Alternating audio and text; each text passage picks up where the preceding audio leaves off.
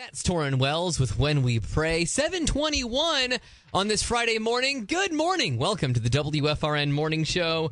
We are Doug and Cody, and it's time for one of our favorite times of Friday mornings. We always look forward to this, and it's one of those things I remember when this was being planned, when Trisha and others, Emily from Triple P Parenting of Elkhart County, were talking with folks here, Jim and us here, and we were so excited about how this would hopefully bless the WFRN family. And boy, has it. And I don't think anyone more than this member of the WFRN family, me, Douglas Allen Moore. And I have just been blessed with 5 kids of all different ages, including all the way down to just turned 4, and a new teenager and another grade schooler. And it's been great. So this is a favorite time of the week. So Trisha Lightfoot, thank you for being here as usual for Triple P with Trish. Not a problem. Trisha. It's really encouraging to hear that you guys have enjoyed this. So my goodness. Yes. Yeah. We've done other great things about great topics, but they weren't necessarily, I wasn't in the need zone as much. And I am here. So it's like, oh, good. Yes. Thank you. So I take notes with everybody else. By the way, if you're driving, maybe you can't take notes and you enjoy Triple P with Trisha like we do with Triple P Parenting of Elkhart County, you can always find out more at trippleplkartcounty.org. Also, just call us here during normal business hours and we'll help direct you. Say, what's that thing that Doug and Cody do on Friday morning? And there's parenting tips and there's Trisha's there. They'll connect you. Yeah. We'll get you connected. It's this. Now, Trisha, this month we've been talking a lot about teens. You guys have been doing a lot of live events out in the community about them. And we're going to continue with some more of that this morning. Yes. So I can't speak for every parent out there, but this time of year, it seems to be a good time for my teens to decide, oh, I want to have a growth spurt, and oh, I want to develop my brain a little bit more, and oh, I'm just going to throw mom and dad a curveball and just totally make them fall off their rocker because I'm just going to be spazzing out in some way. That whole change thing, getting older, growing up. Yeah, oh, man. It is fun. The roller coaster of raising kids, I think, can be really fun. Very challenging, but fun. And not schedulable, as you're saying. It goes in spurts. When it happens, it happens. It does. I was talking with my sister last month, and she has a 1-year-old and a 3-year-old. And she was telling me, she's like, I feel like I just figured Logan and Mari out. But then all of a sudden, like overnight, everything I was doing isn't working and things have changed. And I'm like, yep. Seems like as soon as you figure it out, you get in that strong rhythm, some developmental change happens, and you got to start all over again. And so often these unexpected challenges can lead to conflict. Yeah. And I know you've got some great tips on reducing conflict. Yeah. So, again, that's what we're talking about. So thank you very much, Doug. Yep. We're going to talk about reducing conflict. So if I can ask you guys, what are some situations in your home that would cause conflict? You're getting personal. Oh, boy. Yeah, Cody, you don't have teenagers and we're focusing on teens, but go ahead. There seems to be a lot of fighting over the bathroom. Yeah. And I just feel like I'm always doing like the nightly news flash to everybody. I'm like, there's more than one of them. Go somewhere else if somebody else is already in there. And that never seems to work. Like, they'll just wait, but they'll complain about it. And so then I just like, all right, well, that's your decision. Yeah. Oh, they're choosing to wait. Yeah. Bathrooms are a big one. My kids will still do that. They're like, oh, I can't brush my teeth yet. Darren's in there. I can't brush my teeth yet. Zane's in there. They take forever. If only forever's 3 minutes. My thought is if only the competitiveness of that type, the negative competitiveness, could be contained to the bathroom. That would be cool. Because I feel similar things with different scenarios. So, yeah. And it reminds me a little bit of like, it's often commented conflict in the Middle East. Nobody knows where it started. It's he said, she's. It kind of reminds me of that. And I remember back to when I was to different times in my life, but it becomes arguing to argue. It's like, where did this even start? Nobody's sure. Everyone has a different story. Somebody just wants to win. She did that. Yeah. The battle of the wills. Yes. Yeah. And conflict comes in many different forms. So it's not only with the siblings, but it can come and be between the parent and the child. And some of it's just verbal and some of it can be physical. So conflict comes in many different ways. And conflict can also be like excluding somebody.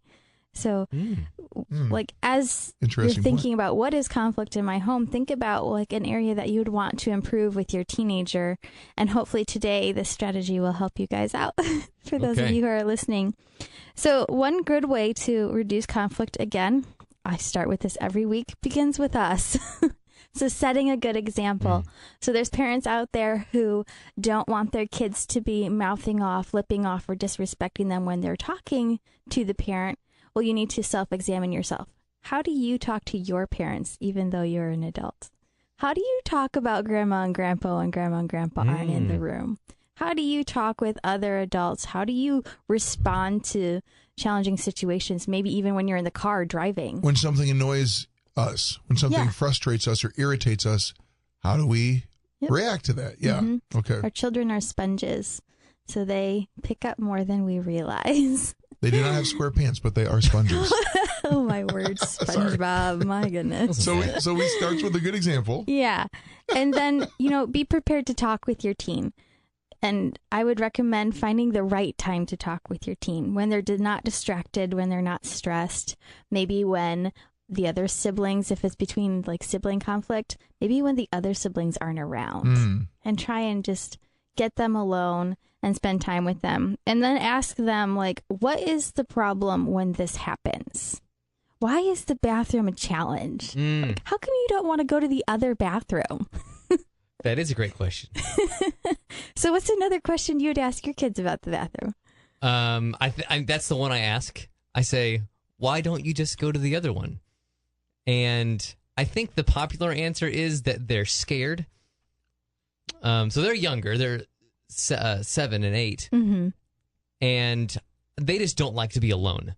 It's not necessarily even the dark, even though the darkness is lonely.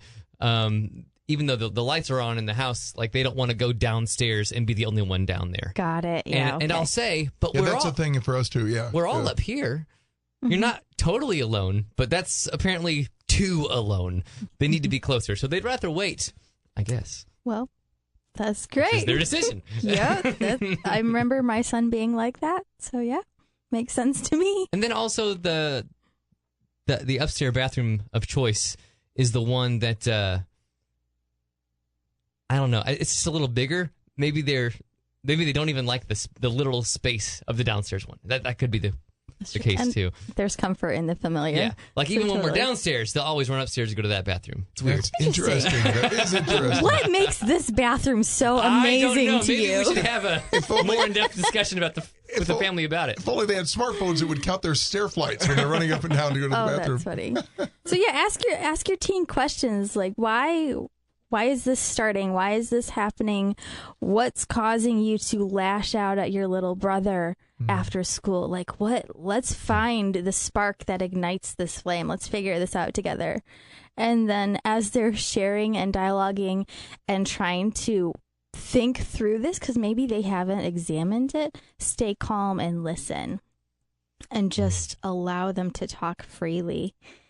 And then ask them to come up with a plan. So like, okay, so you are arguing with your brother after school. What would you like to happen after school? Do you like arguing with your brother? Hopefully the answer is no. Is that why you do it? You enjoy it? Some people do love to debate, but hopefully they're like, I just want peace and quiet after school. It does seem like sometimes conflict can be a substitute for boredom. Yes. It's interesting. I would agree Something with that. happening. Mm-hmm. Yeah, just like kids misbehave to get attention type thing. Yeah. So it's then, like this pastime that just kind of goes on. We're bored. What do we do? We've used up all our media time. Let's debate. Let's squabble. Yes. Yeah. So get them to set a goal and then process through that. Like, okay, so you want quiet time after school? How can we make sure that happens for you? Like, so maybe, I know this happened in my family. My older son needed more time after school just to like decompress from the day, and he just needed alone time. So we had to have this exact conversation. And he's like, I just need Darren to understand I need space for like an hour. Like, I don't want anybody to talk to me. I want to be completely left alone. And so I'm like, okay, how can we make this happen? And so we talked with Darren, and Zane, I think, ended up setting some sort of a timer, or he created some sort of visual for his little brother to remember. Oh, that's nice. I'm in me time. And they had this phrase. He was like, me time. I need me time. And that me time is code word for do not bug me at all. And that's worked for them. And then when the timer goes off, he barges in with the Nerf guns and water balloons and makes up for lost time. Totally done the Nerf guns. Yep. Totally done the Nerf guns. Yeah. And then get your team to acknowledge progress when they've seen it. So again, with my oldest, say Darren didn't make it, but 30 minutes one day, I'm like, yeah, but we got to look on the positive. That's 30 minutes more than the day before. Yeah. And you did not lash out at him and you didn't lose your temper. So you did a really good job handling the challenges. Yes. So as a parent, we need to remember to acknowledge the challenges and how they've overcome them in a positive way. Recognize and celebrate progress as it comes. Nice. Yes. Cool. Yeah. So that's the tip for the day. Very cool. Thanks, Trisha. Yeah. Now, Triple P would love to give away another $50 Perkins gift certificate. We appreciate Perkins Restaurants for making that available. To get your name in the drawing, send a quick email to info@tripleplkartcounty.org. Send a question, a topic you'd like to hear addressed, info@tripleplkartcounty.org. You can also go to tripleplkartcounty.org, look for their email there, and you might hear your question being answered by Trisha. Great. I would love to get some more of those. With Trisha, So visit our website at www.tripleplkartcounty.org, please. We've got several upcoming events in the next 2 weeks. We've got 4 different discussion groups happening. Managing Fighting and Aggression at Elkhart Public Library. Developing good bedtime routines at Monger Elementary and Goshen Health. And then we have a discussion group focused towards teenagers on how to handle teenagers, on getting teenagers to cooperate at Goshen Health as well. So lots of things happening. Fantastic. All of these are free events. You'll find all of that information at tripleplkartcounty.org. Thanks, Trisha. Thank you. County.org. Thanks, Trisha. Thank you. County.